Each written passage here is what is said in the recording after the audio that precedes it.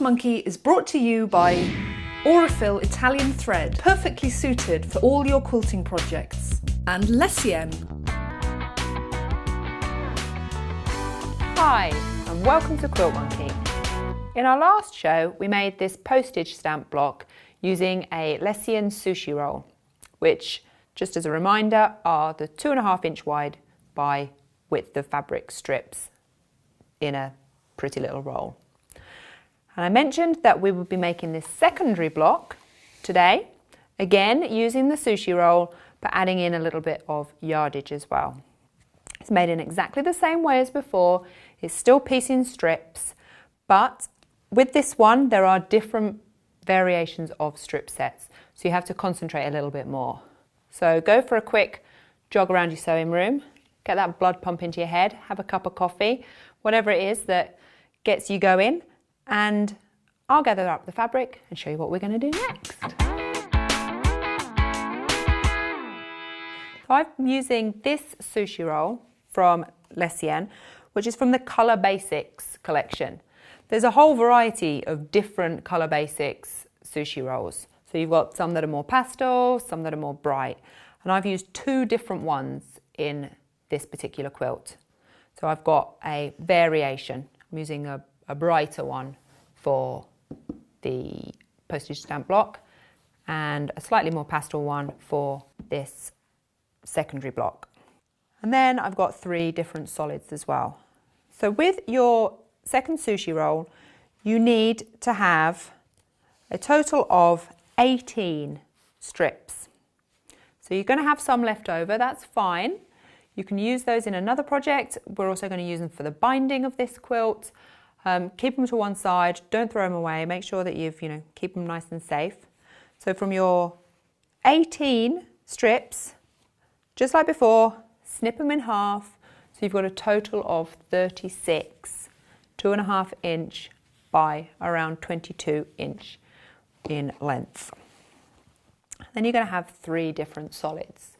Now it's quite important to get the balance of colours right in this part. You need a very bright centre fabric. So that's the one that forms the kind of the cross shape right in the middle of the block. It needs to be bright. So something like a bright orange or a bright red or a really hot pink, something like that works really, really well. You then want a secondary colour that is kind of calmer.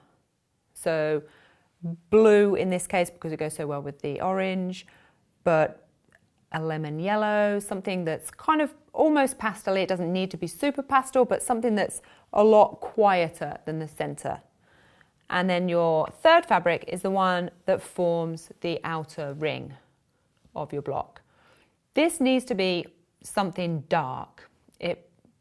Something like a black, really dark grey, navy.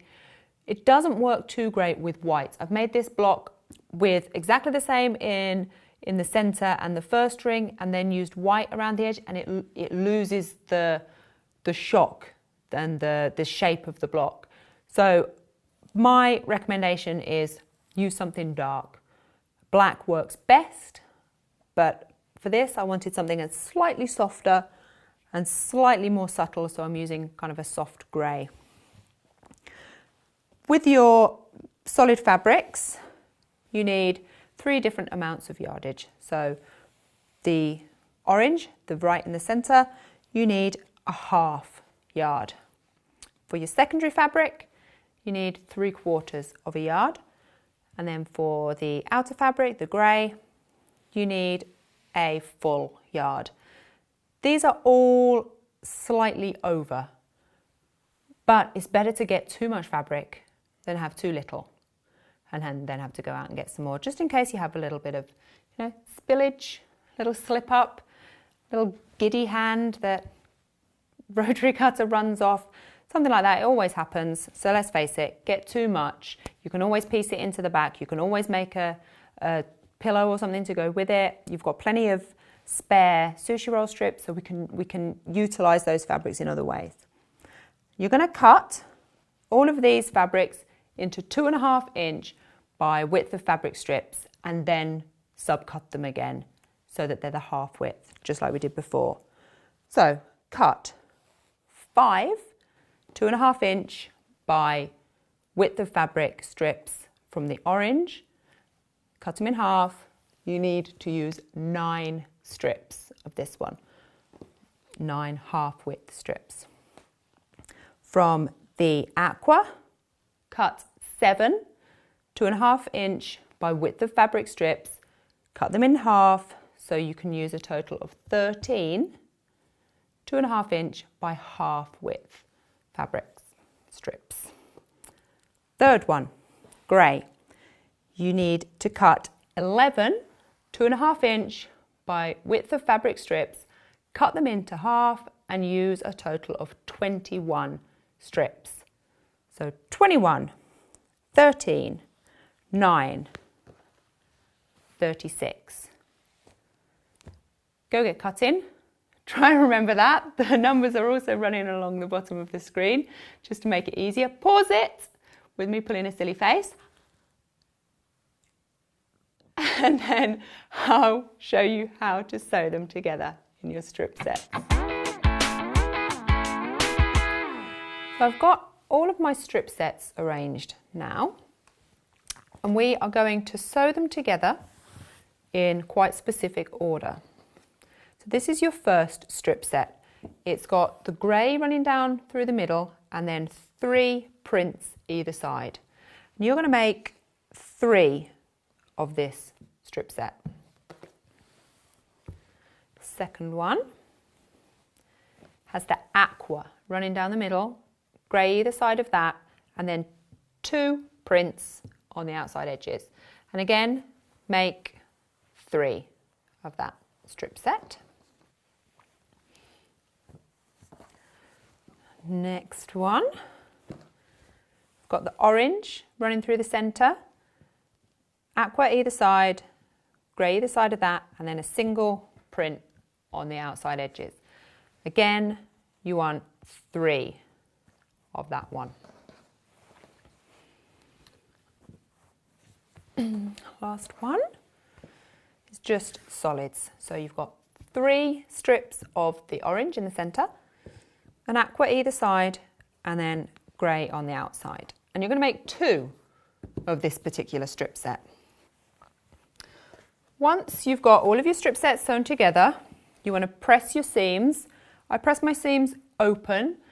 The reason I do that is because it takes a little bit longer. You have to concentrate more because you don't want to burn your fingers. And because you're concentrating more, then you're more precise. So you've got less of that kind of lazy ironing where your strips are kind of pressed out of shape. It just makes everything a little bit neater in the long run, which when you're sewing a lot of strips together, because as you're cutting, sometimes your cutting can be a little less precise, it balances things out a little bit. So that's my tip. Press seams open. It might take longer, you might burn your fingers, but it does get a much better result. So once you've done all of your pressing, you want to cut each of your strip sets into 2.5 inch subsets, just like we did before. So you're going to line up your ruler with the seam, cut into 8 strip sets per one. So we're going to have 8 times 2 here, 8 times 3 here, 8 times 3, and 8 times 3. Make sure that you stack everything up, stick a little pin in at the top so it's all in order.